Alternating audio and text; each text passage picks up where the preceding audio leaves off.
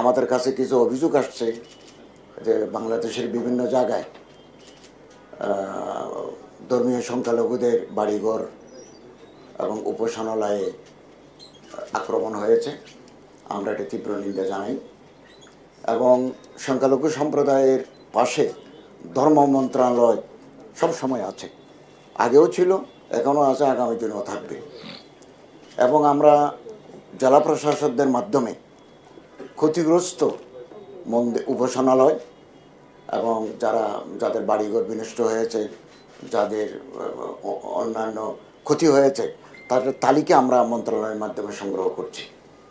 এবং আমরা আগামীকাল বিকেলে মাননীয় প্রধান উপদেষ্টার সাথে সংখ্যালঘুদের নেতাদের আমরা একটু বৈঠকের ব্যবস্থা করেছি। ওখানে আমরা আরও বিস্তারিত কথা শুনব এবং আমরা অর্থ মন্ত্রণালয়ের সাথে যোগাযোগ রেখে ক্ষতিগ্রস্তদের আর্থিক সাহায্য আমরা কতটুকু করতে পারি সে বিষয়ে আমরা কালকে একটু সিদ্ধান্ত নেব। এবং মাঝখানে পুলিশের অনুপস্থিতির কারণে এই আক্রমণটা একটু বেশি হয়েছে। এখন পুলিশ যেহেতু যোগদান করেছে, আমরা ইনশাল্লাহ আশাবাদী আর এরকম দুর্ঘটনা আর ঘটবে না। আপনারা জানেন যে এই মাসের শুরু থেকে যখন বৈষম্য বিরোধী ছাত্র আন্দোলন চাঙ্গা হয়ে ওঠে, তখন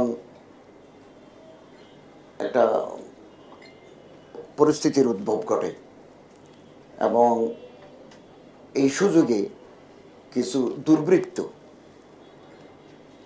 এ সমস্ত কর্মকাণ্ড করে অমুসলমানদের, সংখ্যালঘুদের বাড়িঘরে হামলা করে একটা অস্থিতিশীল পরিস্থিতি তারা তৈরি করতে চায়। তারা ব্যর্থ হয়েছে। আমরা এটা আশ্বস্ত করতে চাই, এই বাংলাদেশ সাম্প্রদায়িক সম্প্রীতির দেশ। আবহমান কাল ধরে আমরা রোজা পূজা একসাথে করে আসছি এবং এখানে সাম্প্রদায়িক হানাহানি নেই। কিছু বিচ্ছিন্ন ঘটনা থাকতে পারে। আমাদের তত্ত্বাবধায়ক সরকার অত্যন্ত সতর্ক যাতে সাম্প্রদায়িক সম্প্রীতি বজায় থাকে।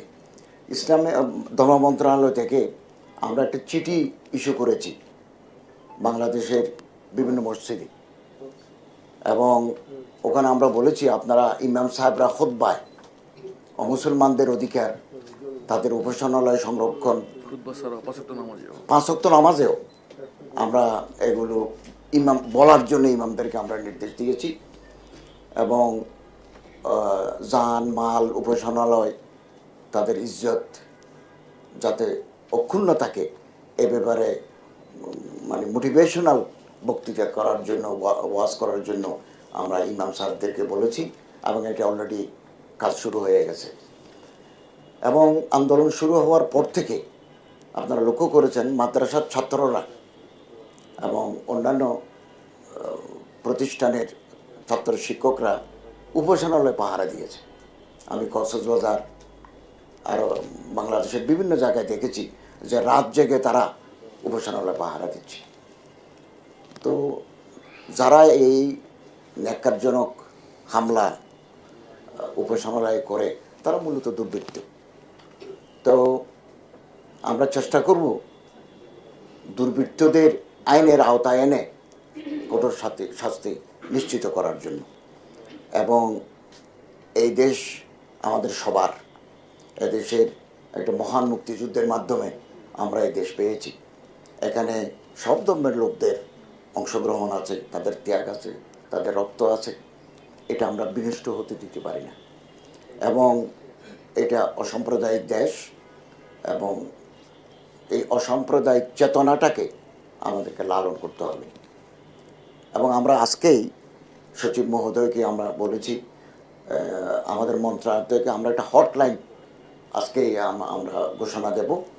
বাংলাদেশের কোথাও যদি কোনো উপাসনালয় অথবা কারো বাড়িঘর, কারো সম্পত্তি আক্রান্ত হয়, তিনি যদি হটলাইনে যোগাযোগ করেন, আমরা স্বরাষ্ট্র মন্ত্রণালয়ের সাথে সমন্বয় করে তাৎক্ষণিক ব্যবস্থা নেওয়ার আমরা উদ্যোগ নেব। এবং গুজব খুব অল্প সময়ের ভিতরে ঢালপালা মেলে নানা ধরনের অস্থিরতা তৈরি করে আমি দেশবাসীর কাছে আবেদন জানাবো গুজবে কান না দেওয়ার জন্য, এবং হটলাইনে যোগাযোগ করলে আমরা আইনশৃঙ্খলা রক্ষা বাহিনীকে ওখানে পাঠিয়ে দেব, এবং তাদের কিছু আর্থিক সহায়তা কতটুকু করা যায় সে ব্যাপারে আগামীকালেই আমরা প্রধান উপদেষ্টার সাথে বৈঠক করে এটা আমরা সিদ্ধান্ত নেব। আমরা এই ব্যাপারে আপনাদের সহযোগিতা কামনা করি, এবং সাম্প্রদায়িক সম্প্রীতি যাতে আমরা রক্ষা করতে পারি, প্রত্যেককে এই ব্যাপারে আমাদের মনোযোগী হতে হবে, আমাদেরকে সতর্ক থাকতে হবে যাতে দুর্বৃত্তরা আমাদের সম্প্রীতি নষ্ট করে এটা অস্থিতিশীল পরিস্থিতি যাতে তৈরি করতে না পারে, এই ব্যাপারে আমাদেরকে অত্যন্ত সচেতন এবং সজাগ থাকতে হবে। আর ইসলামিক ফাউন্ডেশন আপনার ধর্ম মন্ত্রণালয় আপনারা জানেন এখানে হিন্দু কল্যাণ ট্রাস্ট আছে, বৌদ্ধ কল্যাণ ট্রাস্ট আছে, খ্রিস্টান কল্যাণ ট্রাস্ট আছে, ওনাদের কার্যক্রম আছে, এমনকি মসজিদ ভিত্তিক গণশিক্ষার পাশাপাশি মন্দির ভিত্তিক শিশু শিক্ষা, শিশু গণশিক্ষা, প্যাগোডা ভিত্তিক শিশু গণশিক্ষার কার্যক্রম চলমান আছে। শুধু তাই নয়, এটা কেবল ধর্মর পাশাপাশি নৈতিকতা, সামাজিক মূল্যবোধ উন্নয়নে ধর্ম মন্ত্রণালয় কাজ করে যাচ্ছে, এবং হাওড়ে জীববৈচিত্র্য সংরক্ষণে আমাদের প্রকল্প চালু আছে, এবং সুনামগঞ্জে একটা মন্দির নির্মাণের কার্যক্রম শুরু হয়েছে সুনামগঞ্জে। অতএব ধর্ম মন্ত্রণালয় সব ধর্মের লোকদের মধ্যে একটা সম্প্রীতি সৌহার্দ্য রক্ষার সেতুবন্ধন হিসেবে ধর্ম মন্ত্রণালয় কাজ করে যাচ্ছে। আগামী দিনেও আমরা এভাবে করে যাব, এবং আপনাদের সহযোগিতা কামনা করি। আপনাদের সবাইকে ধন্যবাদ জানাচ্ছি।